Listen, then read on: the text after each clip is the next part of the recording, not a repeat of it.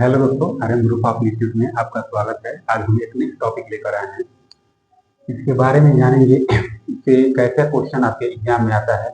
अगर इस पंच के बारे में आप इस वीडियो को शुरू से लास्ट तक देख लेते हैं तो इस टॉपिक में आपको कभी भी डाउट नहीं रहेगा। ठीक है, इस टॉपिक से आपके एग्जाम में कैसे क्वेश्चन आते हैं, ठीक है, लास्ट में मैं बताऊंगा। ठीक है, तो आप सबसे पहले जानिए कि पंच क्या होता है। देखिए पंच, ये पंच का चित्र है। ठीक है, इसमें 3 भाग होते हैं, एक हेड होता है, एक बॉडी होता है, एक पॉइंट होता है। ठीक है, और जो बीच में देखिए ये तिरछा कटिंग हुआ है, इसे हम नर्लिंग कहते हैं। नर्लिंग इसलिए बॉडी को किया जाता है कि पंच पकड़े तो फिसलन न हो। ठीक है, इसकी साइज कहां से कहां तक लिया जाता है। सबसे पहले जानेंगे कि पंच की साइज कहां से कहां तक लिया जाता है। तो इसकी साइज आपको हेड से लेकर पॉइंट के बीच की जितनी दूरी है वहां से लिया जाता है, और इसकी व्यास, कितना मोटा हमारा पंच है।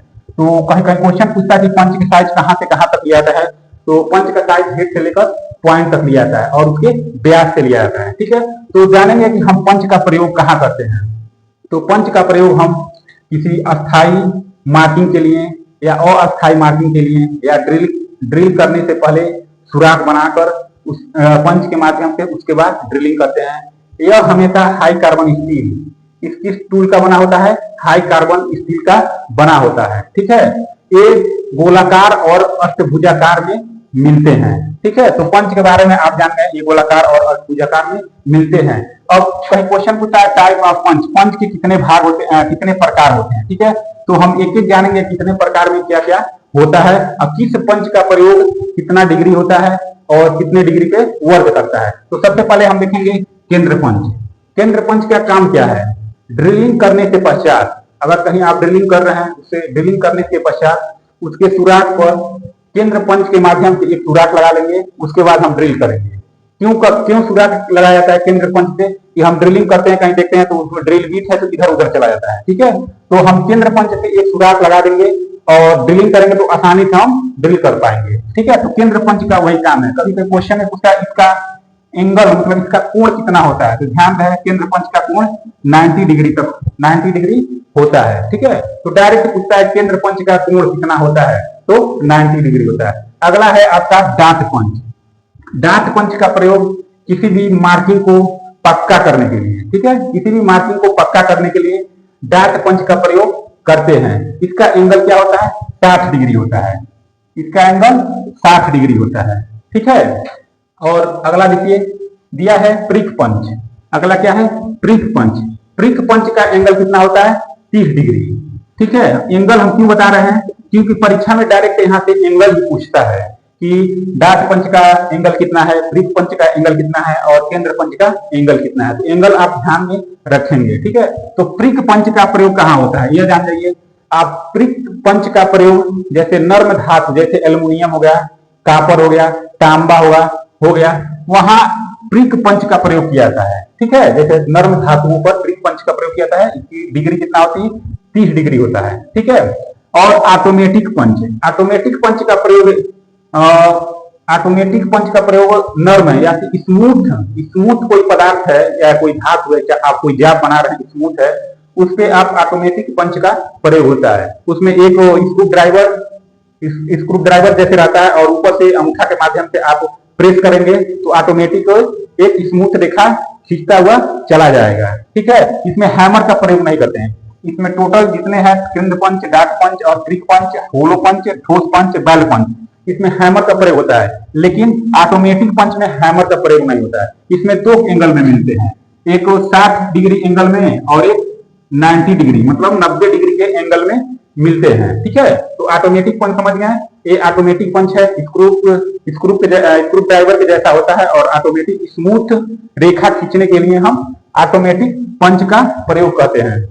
अब है हालो पंच। हालो पंच का काम क्या है, यह पंच है, जैसे पंच देख रहे हैं, ये पंच के बीच के भाग पूरा क्या रहेगा, खोखला रहेगा। ठीक है, खोखला रहेगा, उसे हॉलो पंच करते हैं। इसका काम क्या है, जैसे मान लीजिए गत्ता है, चमड़ा है, गत्ता, चमड़ा इत्यादि जैसे वस्तु पर होल करने के लिए हम हॉलो पंच का प्रयोग करते हैं। एक ठोस पंच है। अगला क्या है आपका ठोस पंच रफ कार्य के लिए, यानी कि अगर मान लीजिए केंद्र पंच न उपलब्ध न हो, डाट पंच उपलब्ध न हो, ब्रिक पंच उपलब्ध न हो, तो ठोस पंच का प्रयोग हम रफ कार्य के लिए, मतलब अनेक कार्यों के लिए हम ठोस पंच का प्रयोग कर लेते हैं। ठोस पंच का प्रयोग करने से पहले हम नीचे एक नट रखेंगे, नट रख के उसके एक आधार दे देंगे, उसके आधार से देने के बाद हम उस पे वस्तु या कोई भी आपका जाब रखकर और ठोस पंच से आप होल करेंगे। ठीक है, ठोस पंच का वही काम है रफ कार्यों के लिए। ठीक है, ध्यान रहे, रफ कार्यों के लिए हम इसका ठोस पंच का प्रयोग करते हैं। अगला क्या है, बैल पंच।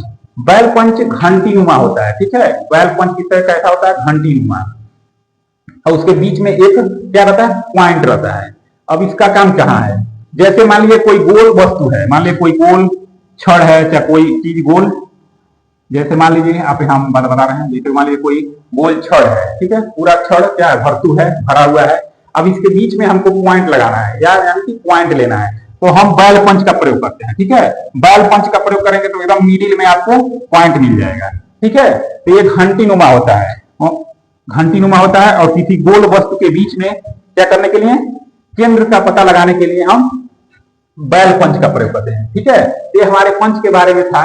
ठीक है, तो देख लिए पंच, आपका पंच ये है, हेड है, ये बॉडी है, ये पॉइंट है, और बीच में जो नर्लिंग किया गया है वो क्यों किया गया है कि पंच फिसलन न हो, पकड़ा है, पकड़ने को। ठीक है, हैमर का प्रयोग यहाँ करते हैं। ये आपका पॉइंट है, पॉइंट को क्या किया जाता है, हार्ड और टेम्पर कर दिया जाता है। पॉइंट को हार्ड एवं टेम्पर।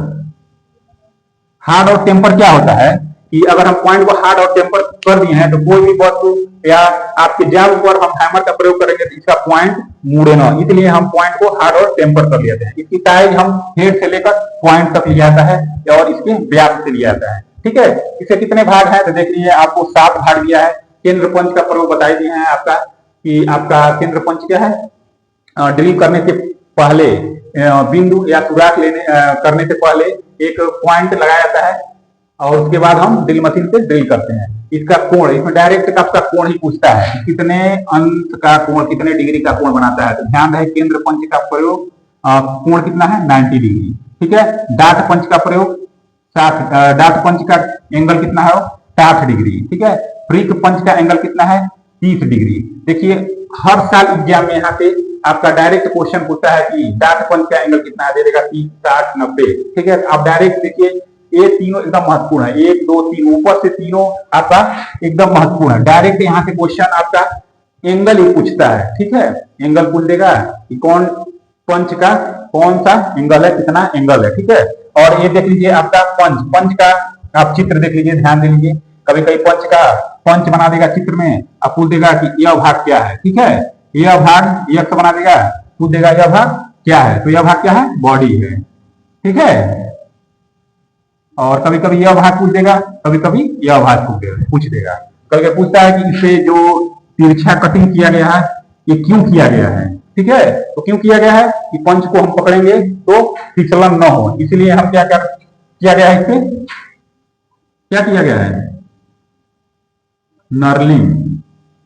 ध्यान रहे, नर्लिंग किया गया है। ठीक है, धन्यवाद।